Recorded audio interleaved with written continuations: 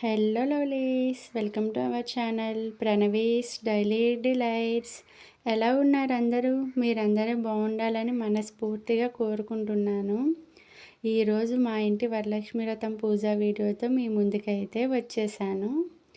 ఈసారి వరలక్ష్మి వ్రతాన్ని నేను మా అత్తగారి ఇంట్లో అయితే చేసుకుంటున్నాను. నేను, మా వదిన, మా అత్తగారు ముగ్గురం అయితే కలిపి చేసుకున్నాము.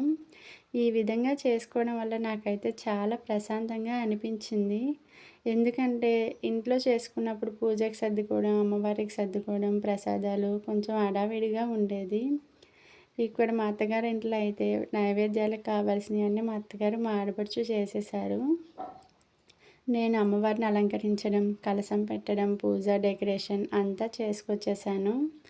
అన్నింటినీ సిద్ధం చేసుకొని ముగ్గురం పూజలు అయితే కూర్చున్నాము.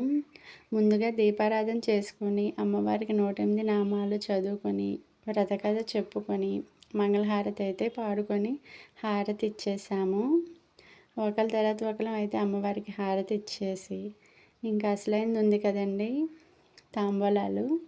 మొదటి తాంబూలం మా ఇంటి మహాలక్ష్మికి అమ్మవారిగా భావించి మా పాపకైతే ఇచ్చేసాము.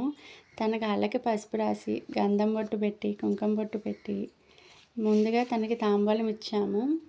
తర్వాత నేను, మా వదిన గారు ఒకరికొకరం తాంబూలం ఇచ్చి పుచ్చుకున్నాము. ఇచ్చి తినమ్మ వాయనం, పుచ్చుకుంటినమ్మ వాయనం అనుకుంటూ తాంబూలాలు అయితే తీసుకున్నాము.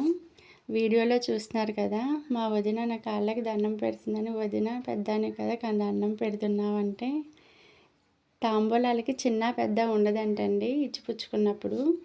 తర్వాత మా తాంబూలాలు అవి తీసుకున్నాక ఇంటి దగ్గర ముత్తైదువులకి పిలిచి వాళ్ళకి తాంబూలాలు ఇచ్చేసాము. ఈ విధంగా అయితే మా ఇంటి వరలక్ష్మి వ్రతం దేవి పూజ అయితే చేసుకున్నాము.